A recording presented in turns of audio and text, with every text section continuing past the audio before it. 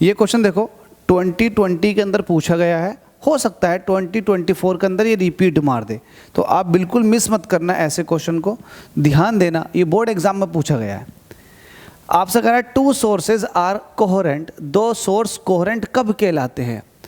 If they produce waves of the, बताओ दो light source वो कोहेरेंट कब कहलाएंगे? तो कोहेरेंट की ये पहचान है, कोहेरेंट लाइट सोर्स उसकी ये पहचान है कि वो दोनों सेम फ्रीक्वेंसी की वेव जनरेट करते हैं। सेम होना चाहिए, क्या क्या सेम होना चाहिए? फ्रीक्वेंसी, साथ में वेवलेंथ, सेम फ्रीक्वेंसी होनी चाहिए, सेम वेवलेंथ होनी चाहिए और सेम ही फेज होनी चाहिए, या फिर सेम होना चाहिए phase difference.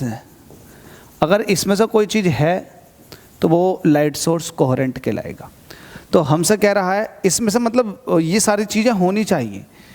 Two sources are coherent वो हैं अगर क्या प्रोड्यूस क्या करेंगे, किस तरह की वेव्स प्रोड्यूस करेंगे? सेम वेवलेंथ वाली, सेम वेलोसिटी वाली, सेम फ्रीक्वेंसी वाली, या कांस्टेंट फेज डिफरेंस वाली। इन सभी में जो सबसे दमदार है वो है option number D, constant phase difference होना चाहिए। अगर कांस्टेंट फेज डिफरेंस होगा तो जाहिर सी बात है वेवलेंथ ऑटोमेटिकली उनकी सेम, अप्रोक्सीमेट सेम होगी।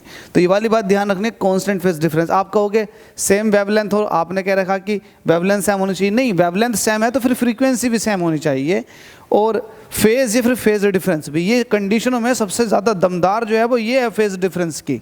अगर कोई और ऑप्शन होता, कांस्टेंट फेज डिफरेंस नहीं होता, इन दोनों में से एक ऑप्शन होता तो उस एक ऑप्शन को ठीक कर देते, लेकिन जब ये दे रखा तो ये प्रायोरिटी में सबसे हाई है, ये होना चाहिए कांस्टेंट फेज डिफरेंस। अगर कांस्टेंट फेज डिफरेंस है तो वो light source coherent light source कहलाते हैं। ये वाली बात इंपॉर्टेंट है, याद रखना। तो इसका हो जाएगा ऑप्शन नंबर डी। चलिए अगले क्वेश्चन के अंदर मुलाकात करते हैं।